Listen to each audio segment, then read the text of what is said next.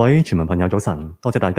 Friends from the media, welcome to the press conference on COVID.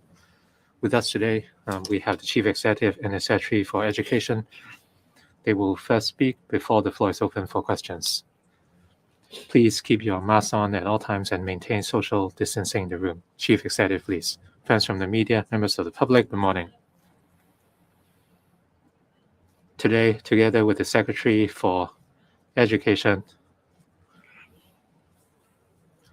I will explain our anti-epidemic work with regard to schools. First of all, I'd like to thank school sponsoring bodies, school principals, teachers, staff, and parents for their support and cooperation the past 2 years. School learning is very important for our students, and they form an important part in the growth of our children. For full-day kindergartens and childcare centers, they help take care of very young kids, and this is especially important for families with 2 working parents. Class suspension was certainly a very difficult decision, and we have had to make this decision a number of times the past 2 years. In the midst of the 5th wave, on February the 22nd, we announced that the summer break for the 2021 to 22 academic year would be brought forward, and as such, we could make up for the lost time in school. We decided to make this decision since in a school environment, a lot of students would gather and they would take part in various activities. Children only started vaccination at a later time. In April last year, the vaccination age threshold was lowered to 16 years old. For students aged 16 to 17, they started vaccination in April last year, and by June last year, they could receive the community jab. And this year, with the consent of the Joint Scientific Committee, children aged 5 to 11 could get vaccinated, and by December last year, the age threshold for receiving the Sinovac jab was lowered to 3. And as such, our students were not able to gain protection through vaccination before that. The Secretary for Education had hoped to resume classes gradually. We merely suspended face-to-face teaching, but schools have continued to provide online learning to students. So every time the pandemic eases,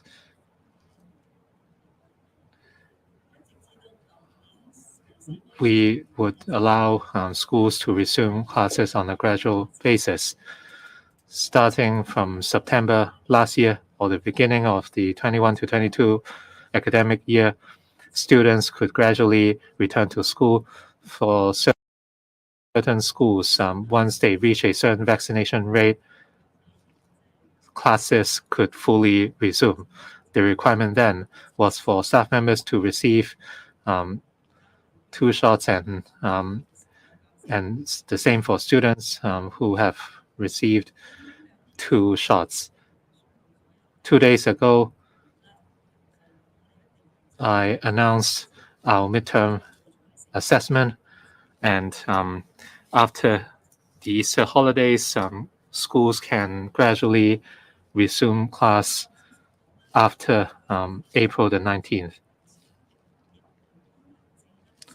Once class resumes, the vaccine pass will apply to all teaching and school staff as well as school visitors, and the requirement is for everyone to receive 2 shots. And later we would consider when we would require the 3rd dose. For secondary school students aged 12 to 19, 95 received one shot, which is satisfactory.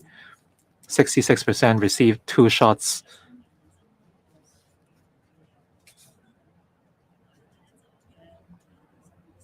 I believe students aged 12 to 19 who received the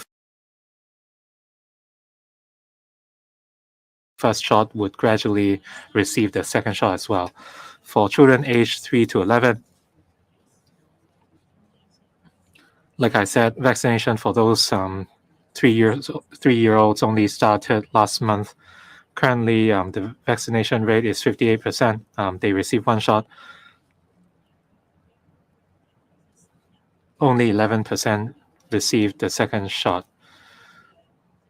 The Secretary for the Civil Service is spearheading the vaccination program. The emphasis has been to vaccinate both adults and children. 4 dedicated children community vaccination centers are administering a community vaccine for children.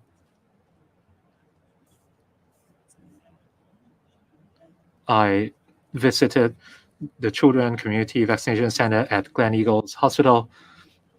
It is managed by the University of Hong Kong. The environment is relaxing and colorful. Staff responsible for vaccination would put on special caps in order to reduce the anxiety on children during vaccination. Meanwhile, outreach service has been provided to many schools, and at times our vaccination outreach teams could visit multiple schools in one go. We also have mobile vaccination stations.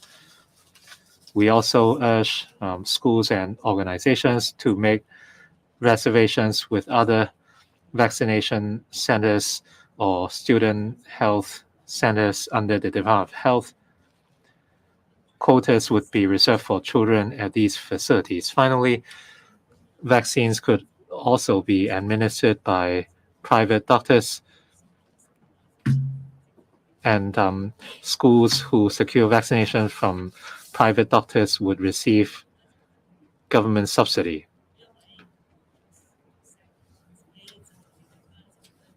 I urge parents to arrange for their children to get vaccinated as soon as possible. Vaccination can help protect children as well as other kids who engage in learning activities in school. If we achieve a high vaccination rate among students, schools could resume full-day teaching and organize more extracurricular activities, including sports. We understand that schools have been affected by our anti-epidemic measures, and through the anti-epidemic fund, we have been providing support to individuals, and companies and schools were no exception. In terms of anti-epidemic equipment or supplies, they would be provided to schools. For government and aided schools, they were relatively unaffected since subventions would still be provided. For kindergartens, including private KGs and private primary or secondary schools, as well as tutorial schools, since they were made to close, subsidies were offered through the anti-epidemic fund. Thirdly, for school service providers, these are not school staff, but these companies provide, or these individuals or companies provide services to schools, including school meal providers, tuck shop or canteen operators, meal box providers. school coach, operators, drivers, nannies, providers of after-school interest classes. The total commitment across multiple rounds of AEF amounted to about $3 billion. In the sixth round, anti-epidemic fund, we recognize the efforts put in by the frontline cleaners, $2,000 per month for 5 months will be made available to them. We have neglected those working in schools in the consideration. So under the AEF, $200 million will be dispersed to cover 22,000 cleaning staff and security staff in tertiary institutions and other schools. I defer to the Secretary for Education to brief you on details regarding schools and the resumption of classes. Thank you, Chief Executive. Since the pandemic appeared in Hong Kong, the Education Bureau has been working in conjunction with the school sector and education sector and implement relevant measures. We have to observe the social distancing measures and to reduce the chances of cross transmission and to safeguard the health of the staff and students. We also have to have regard to the learning needs of the students and maintain their interest. People have different backgrounds, family background, and family different aspirations. So there are bound to be diverse views regarding the situation. So we have to bear in mind that between learning and teaching and the anti-pandemic work, we have to strike a balance. As Chief Executive said, this is a hard decision. The anti-pandemic work is a prolonged battle. Nobody could precisely predict how the COVID situation would pan out, although we have put in place all the appropriate measures. But as each wave is assaulting us, people's lives, including teachers' learning, would inevitably be affected. We are maintaining liaison with the experts. When the COVID situation is getting worse, we will implement the right measures to enhance the anti-pandemic measures and to reduce classes and activities. When the COVID is at its worst, we inevitably will have to stop the in-person classes. Over the past 6 months, we maintained half-day classes. Inevitably, it would affect the normal learning on the part of the students. While the in-person classes are suspended, the schools will resort to various means to help the students to learn at home online, to maintain their motivation, to achieve the purpose of suspending classes without suspending learning. The schools have learned a lot of experience. The Education Bureau is providing support in the way of the mobile app and other support to support the teaching staff. I'm grateful to the principals and teachers and parents for their understanding. While classes are suspended, online learning is going on, but learning should best in the form of in-person learning. We understand that parents and schools would like to have more time for in-person classes. They should not lose the learning opportunity because of COVID, and also the opportunity for interaction and healthy mental and physical development. The Education Bureau will review the situation. If COVID is under control and if the condition is right, we would be resuming the in-person classes. Like we have phased resumption and resumption by classes, by grades, and we would give more opportunity for in-person learning. The resumption arrangement would have regard to the safety of the teaching staff and the students. The schools will need to implement all the relevant COVID measures so that we can have a safe environment for the students to go back in. In terms of class resumption, we have to have regard to a number of factors like the latest COVID situation, the the ability on the part of the students, whether the students are preparing for open examination and whether they have to transition to the next stage of learning and make preparation. And prior to resumption, we would give schools ample time to make preparation. The fifth wave is really unprecedented in Hong Kong. The whole society has been under tremendous pressure. The government has taken resolute measures to make arrangement for the summer break. We have brought forward the summer break to March and April so that we would have sufficient attention given to the battle against COVID.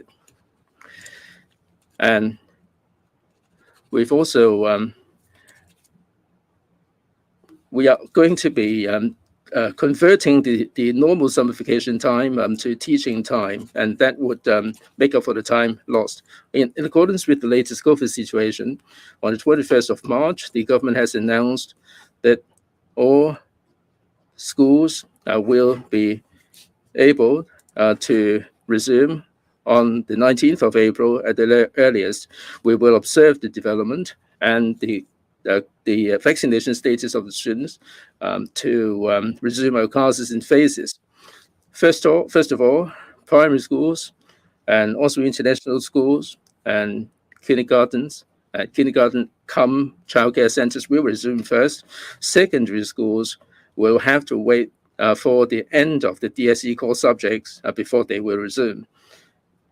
When the core subject examinations are going on, the schools can still deploy resources for online teaching to be conducted. And the face-to-face classes will be on a half-day basis in order to minimize the risk.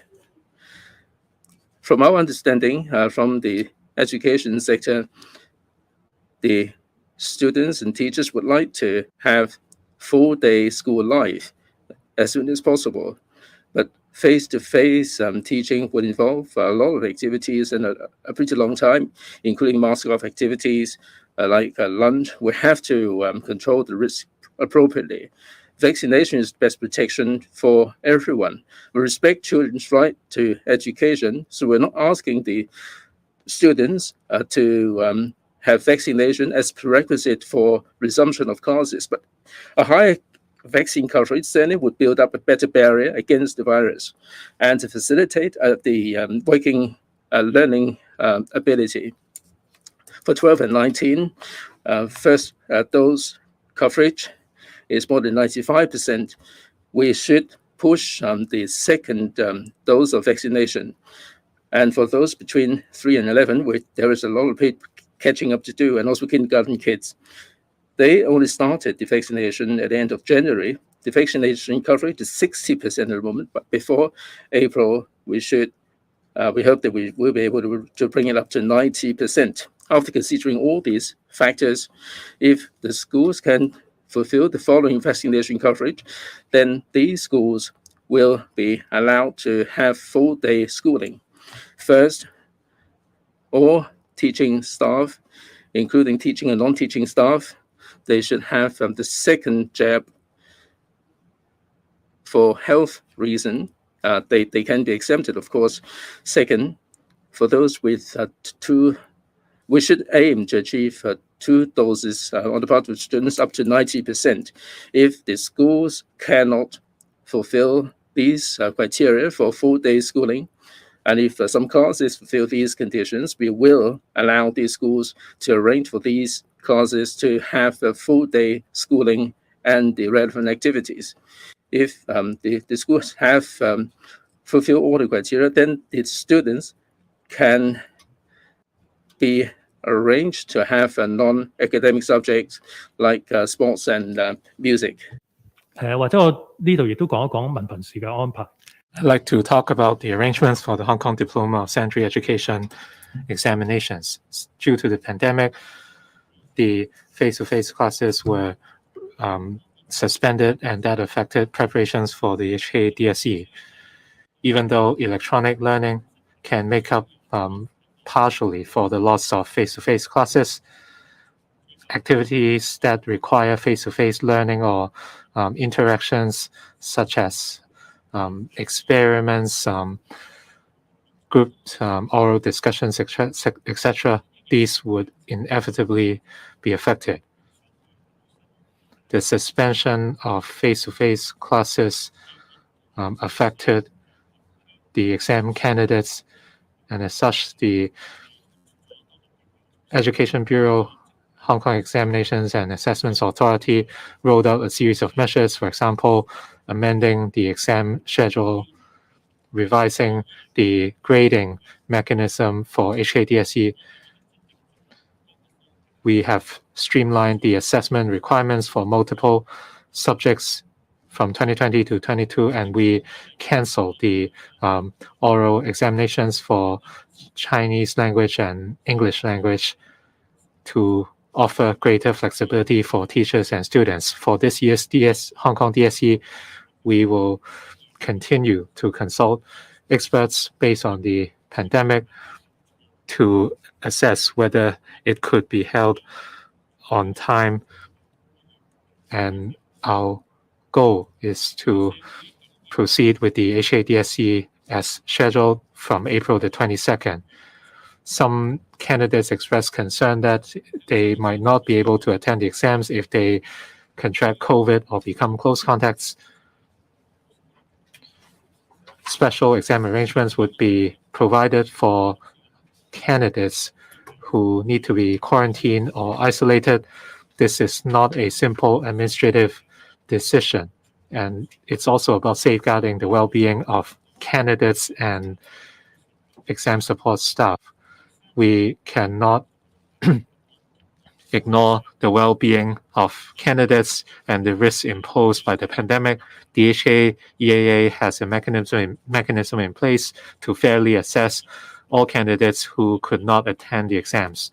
As the pandemic somewhat eases, the EDB, HKEAA, and experts are considering the feasibility of special exam venues. We stress that the well-being of candidates and staff are our top priority. The past two HKDSE exams were held safely and smoothly with the support of all parties, and this is a goal we are working towards as well this year. Vaccination, at the end of the day, is the most effective way to prevent COVID and reduce deaths in this wave of the pandemic. We have been working with schools to provide easier means of vaccination.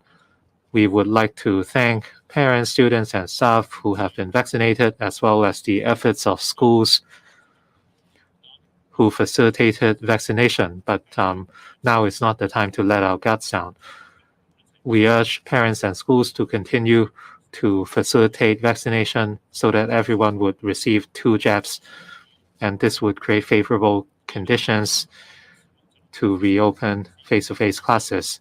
We received different views on the resumption of class and the HKDSE arrangements. Some parents were concerned whether the resumption would come too early, and they were concerned that students might be forced to receive vaccination, and there are calls to postpone the HKDSE exams and to provide special exam venues for all students who tested positive. The EDB will make a professional decision considering all these factors, and our goal is to maintain the well-being of the students while taking care of their learning needs. At an appropriate juncture, we will announce details on class resumption and the HKDSE exams. The floor is now open for questions. Please raise your hand and identify your organization before you speak. Please limit yourself to 2 or 3 questions and do not ask for questions. The lady in green in the middle, please. I'm from Phoenix TV. I have a few questions. Can you please speak up? I'm from Phoenix TV. I have a few questions for the Chief Executive. Earlier, the CEO announced that compulsory universal testing would be suspended. In terms of the use or strategy on the use of makeshift hospitals, would there be any changes? some academics said the sixth wave of the pandemic is inevitable. Does the government have any plans to deal with a possible next wave? And it was said that in April, based on the circumstances, social distancing measures or restrictions could be relaxed. Are you wary of a possible rebound? What is the plan of the SAR government in this regard?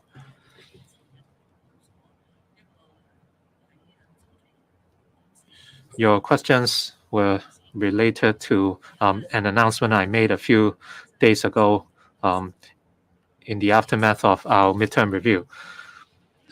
Compulsory or universal testing is one of our strategies. We have not given up on this strategy, and the mainland experts reminded us to adopt this strategy properly, since it requires substantial resources. So we have to think about the right timing. Experts agree that this measure should be adopted in the early phases of the pandemic in order to curb the spread of the virus. We saw that many mainland cities adopted universal testing early in order to identify positive patients and in turn curb the spread of the virus. The fifth wave of the pandemic developed rapidly in Hong Kong, and back then we did not have such capabilities, and that's why we could not use this tool during that period. Once the pandemic eases to a certain level,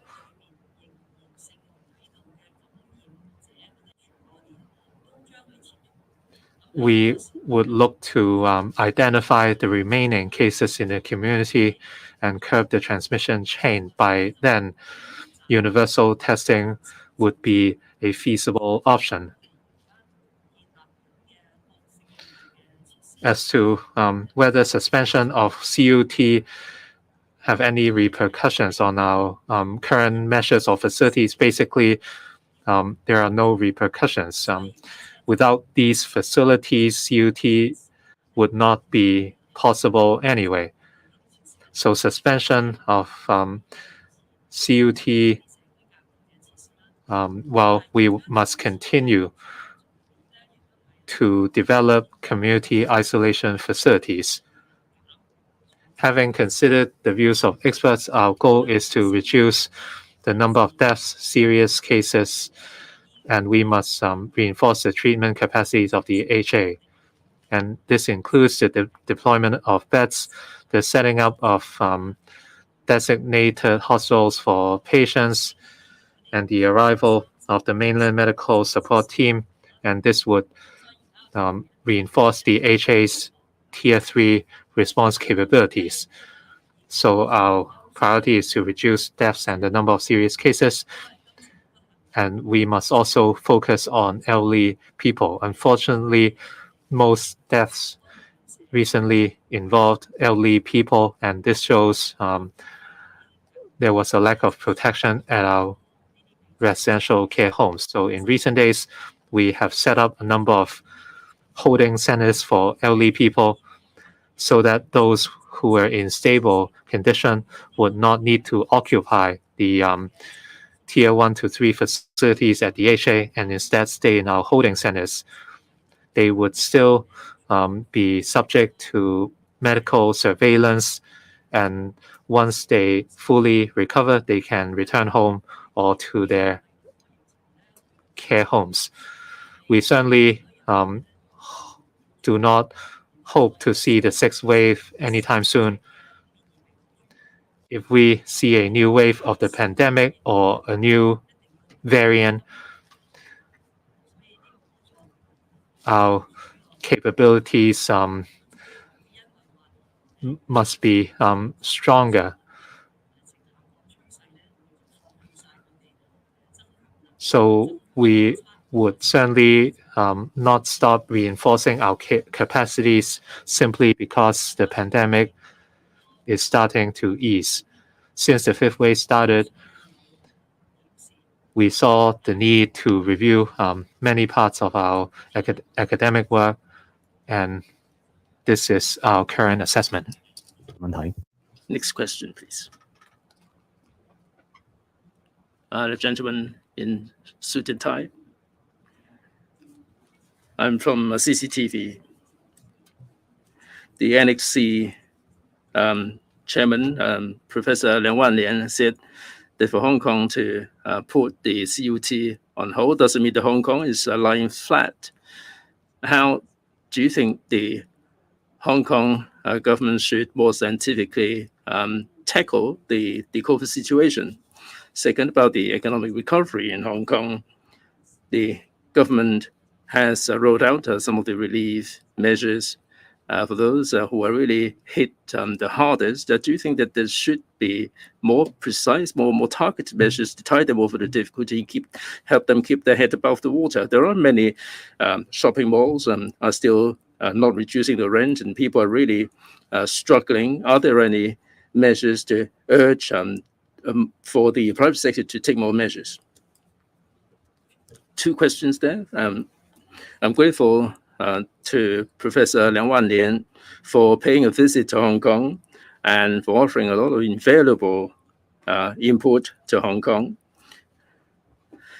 The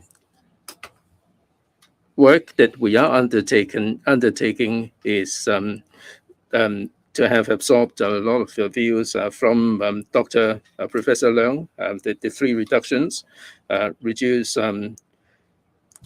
death, critical cases, infection, and the four focuses. We have to focus the resources. We have to strengthen the clinics and step up protection for the COVID patients.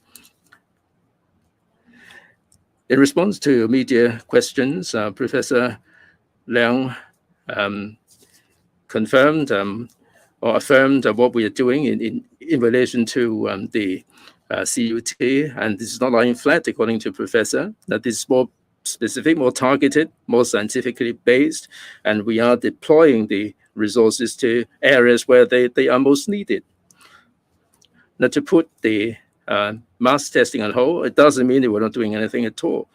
On the contrary, we are adopting more specific and targeted measures to tackle this wave of the pandemic.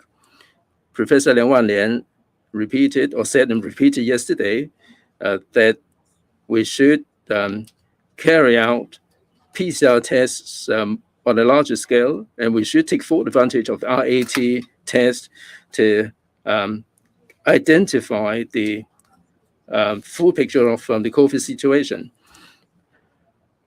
Towards the end of February, because of the capacity crunch, we suspended the CTNs, the compulsory testing notices.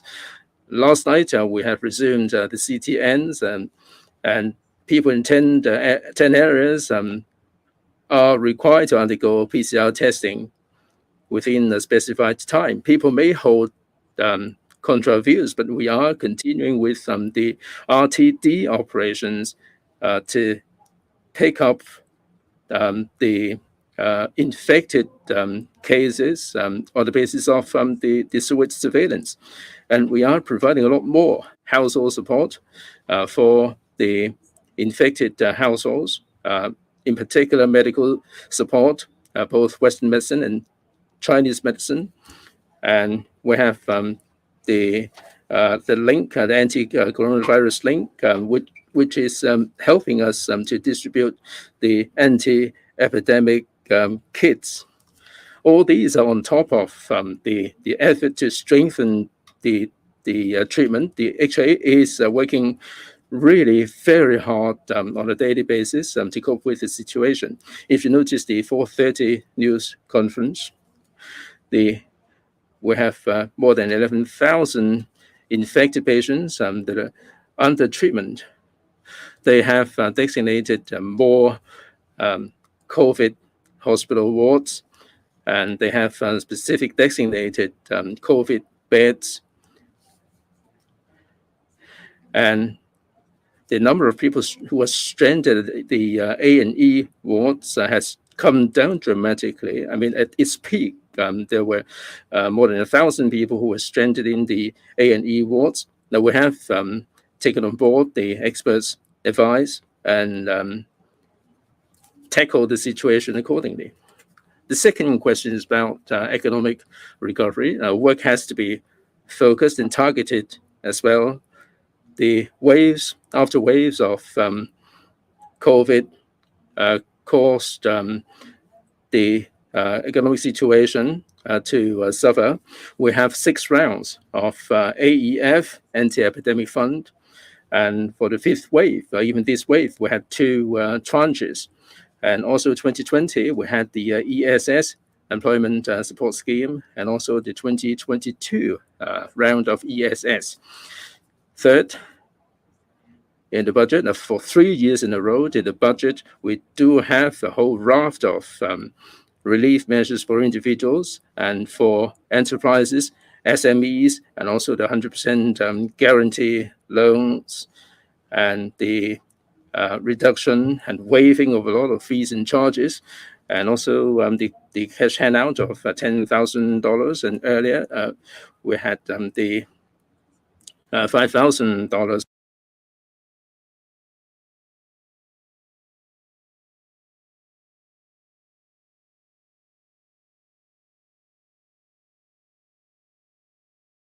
6.4% was really encouraging. The jobless rate came down really dramatically.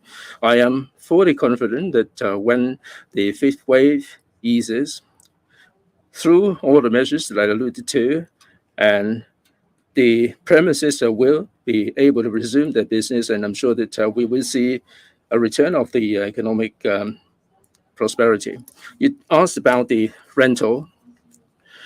The major overheads include the staff costs and rent, and also the payment for utilities.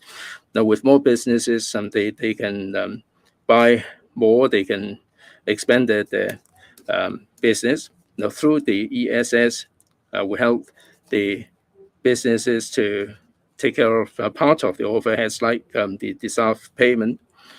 In May, June, and July, for everyone that they hire, there would be a subsidy of $8,000 per head, and we're trying to secure, to safeguard these businesses and jobs.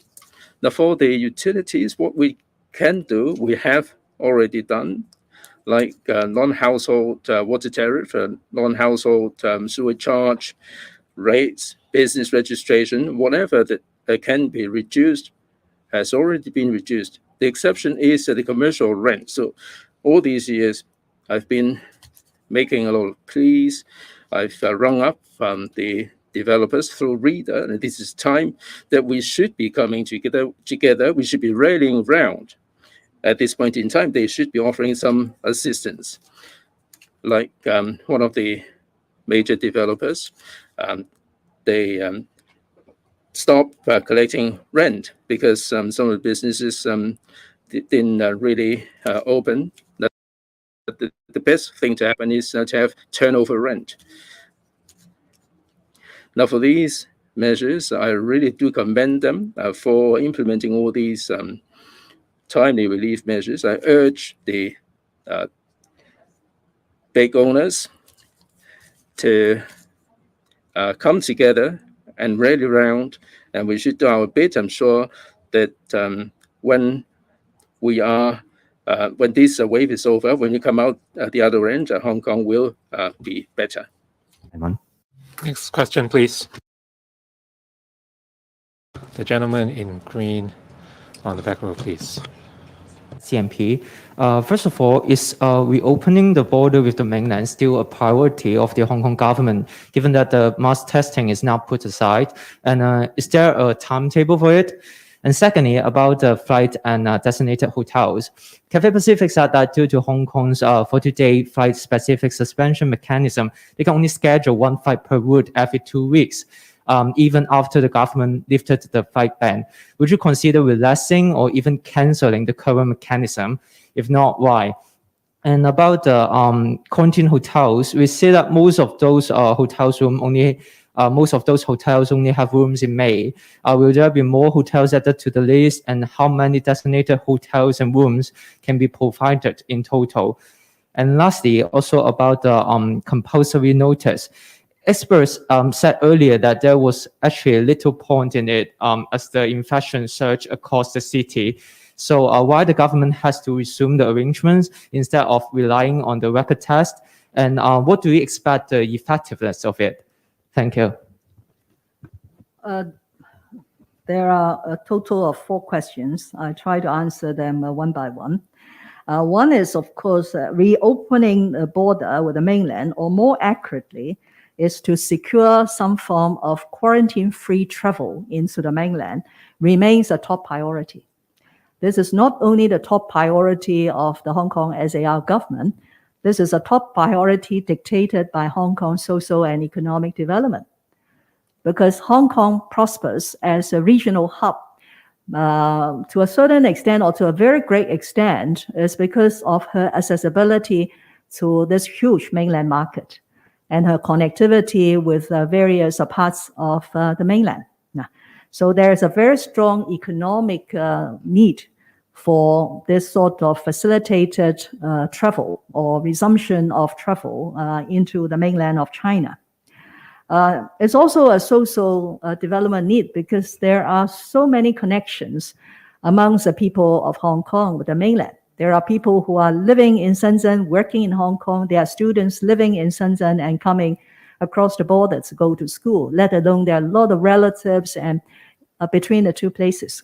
So as I can make it very clear that resumption of travel into the mainland remains a top priority. And my government will spare no effort to achieve that objective by meeting certain prerequisites.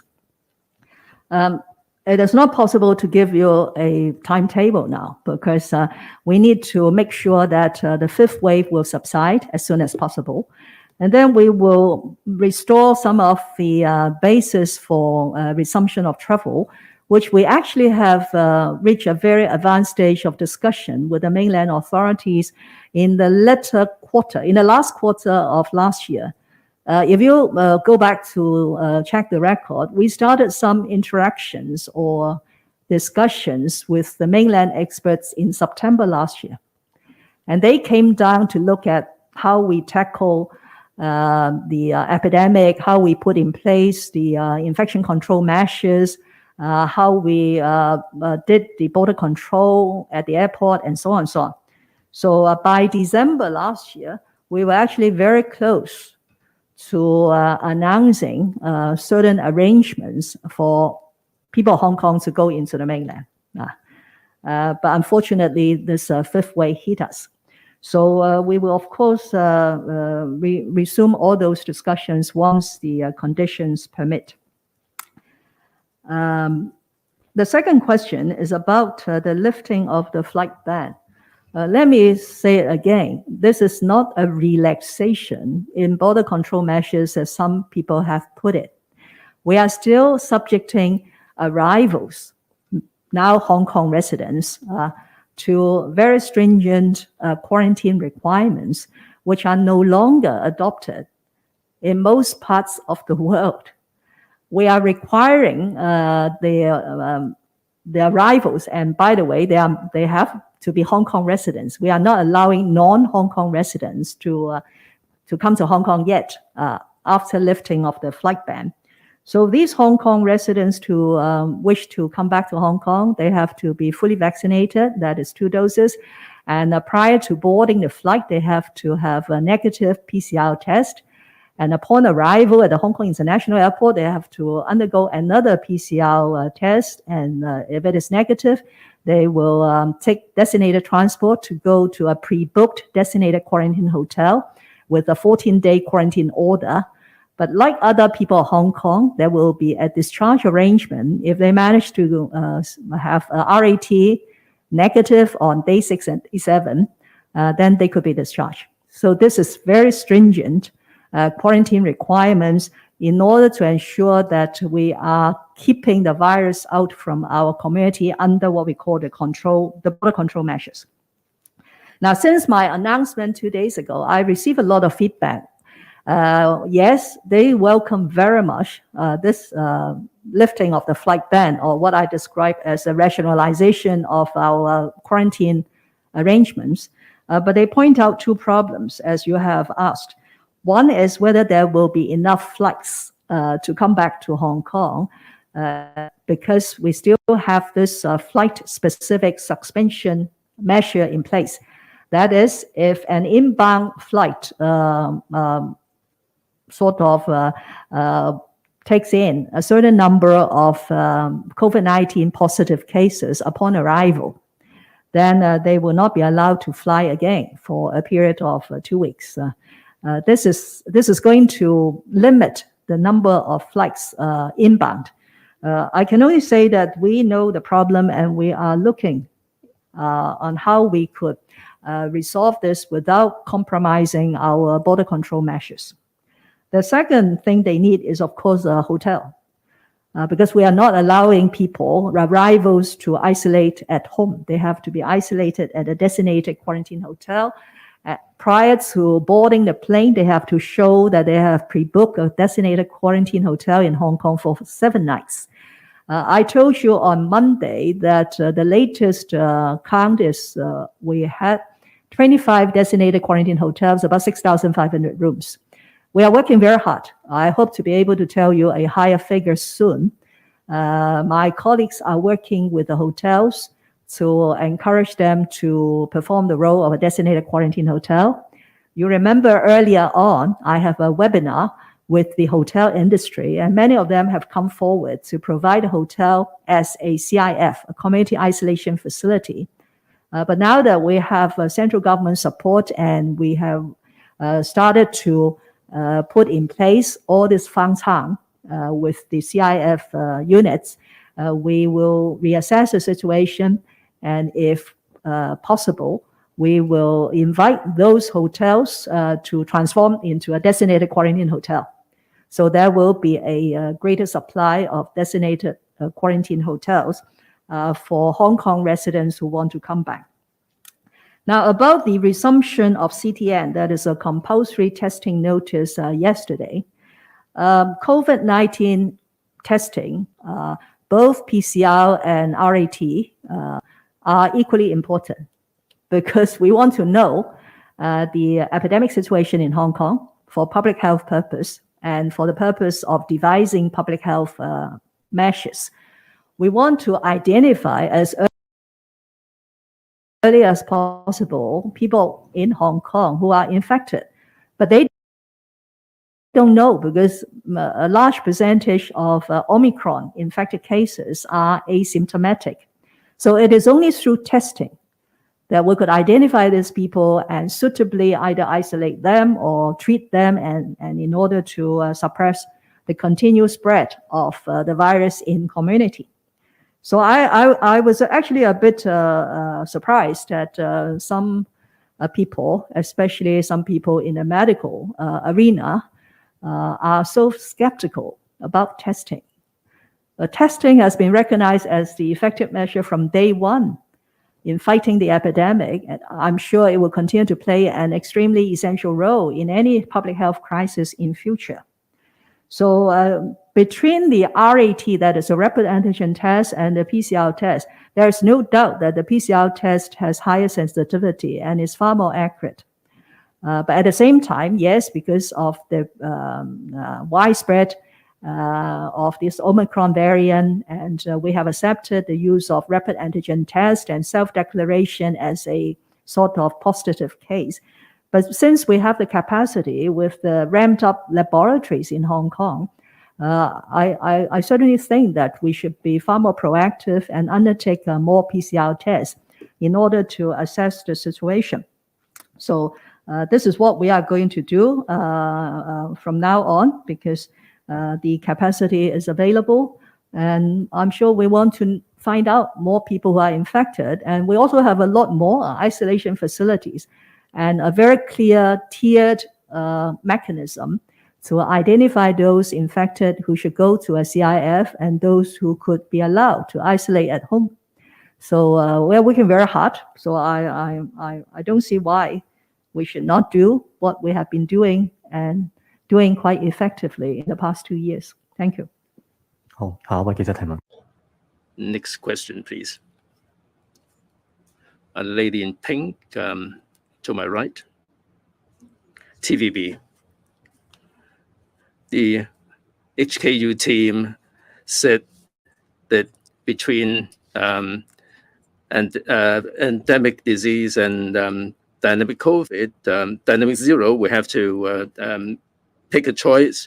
What path are we going down? If we are going down the path of endemic disease, do you think we have sufficient capacity to look after the severe cases and handle the possible death cases? Now, if we go down the path of dynamic zero COVID, do you think we should have the mass testing? Now, we're going to have more variants coming up. And in your roadmap, how soon are we going to move towards endemicity? There are some policies that are not coordinated, like we have lifted the ban on the 9 countries, but we still have this circuit breaker system. And will this be tantamount to not changing the situation? Are you going to relax the circuit breaker mechanism as well? That the bringing forward of the summer vacation and the suspension of online teaching is the cater for the mass testing. Now, with the mass testing being put on hold, do you think that we have wasted the learning momentum? Do you think there would be room for the teachers and students to have longer summer holiday? Well, you have a whole litany of questions. I need more time to answer them. First of all, the Hong Kong U team has, over the years, been conducting studies, and they've been doing their modeling. I read their findings on a weekly basis, but studies remain studies. Academic projection remains academic projections. The reality is far more complex. Our policies will affect 7 million people, and the commercial operators. I don't think we can just rely on the modeling to devise the policy, although these would have a very good reference value. I've been saying, even to the experts, that we are taking reference to the modeling. And in fact, experts do have their own diverse views. Even our experts in the government do have different views, not to mention other experts. This is not a question of a choice between 2 paths. Now, we have to ask about the whole spirit, the whole purpose of this anti-pandemic battle. Now, we have one single objective, and we are setting great store by the public health and public life. So we should curb the pandemic. We should flatten the curve as soon as possible so that we can go back to normal. That's very much an objective of our anti-pandemic efforts. As I said, we are trying to achieve the maximum results with the minimum resources.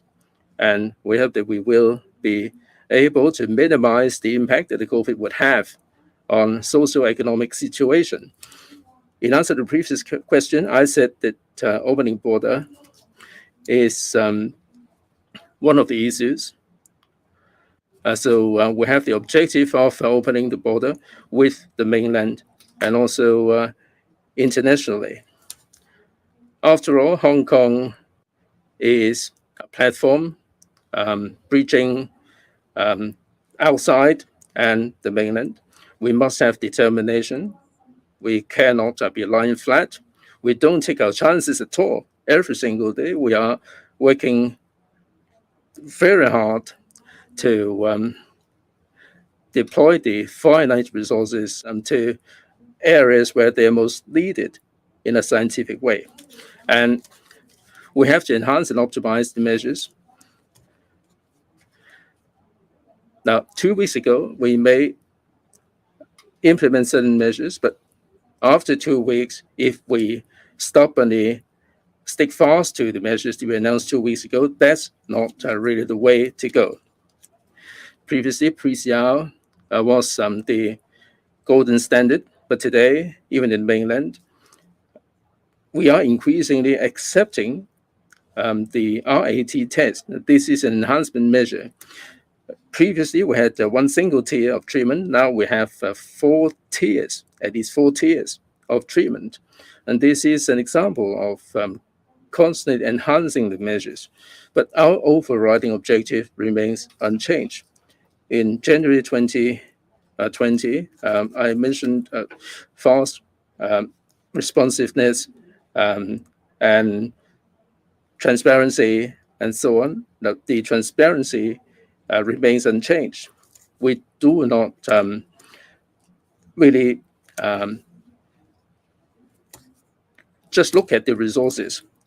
Anybody who is affected or any businesses who are affected by the pandemic, we will not really just look at the resources. We will deploy the resources to help them. So we have to face up to all these issues instead of just having a choice between the 2 paths that you mentioned. Second, putting the compulsory universal testing on hold. How soon are we going doing it to do it? We apply the same principle. Towards the end of the pandemic, if a mass testing will achieve the purpose, then we're going to be doing it. We will not be just looking at the resources.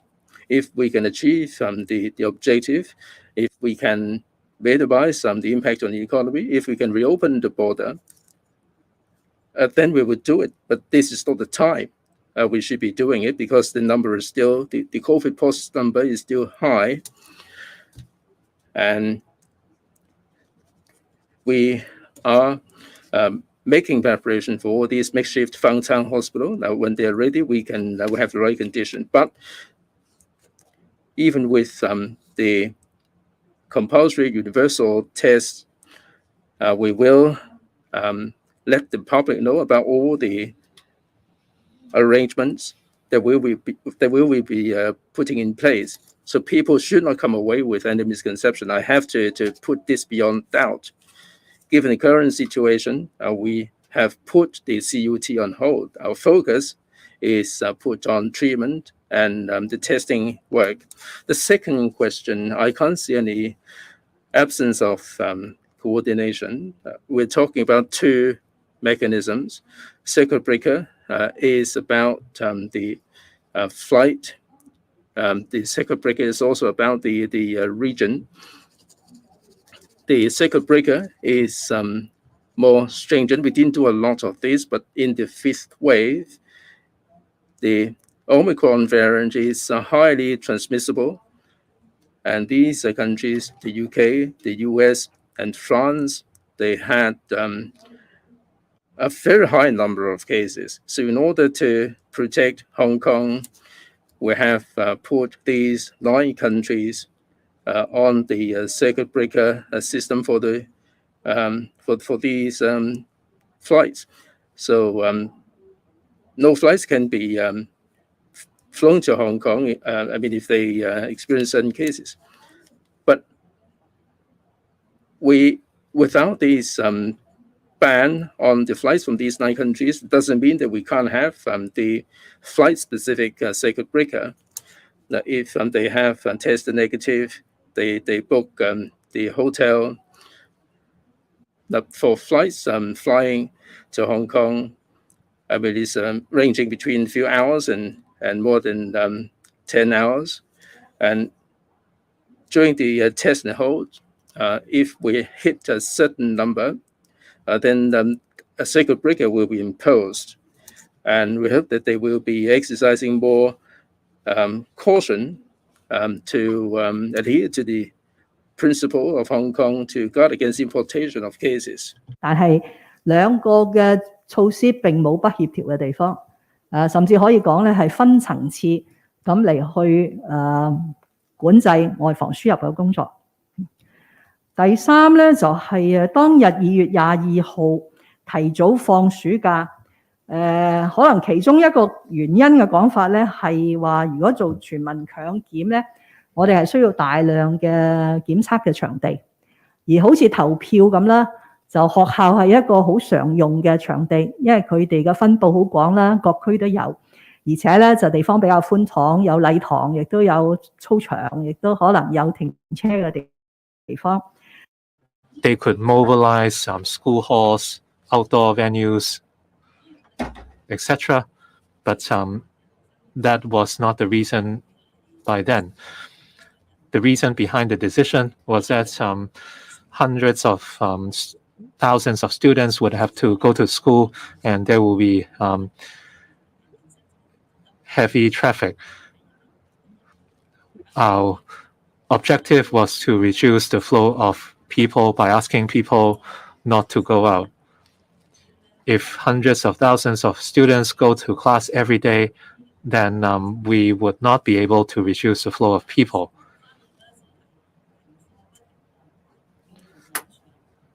We talked about the continuation of online learning despite the suspension of face-to-face classes, but at the end of the day, online learning is different from in-class teaching.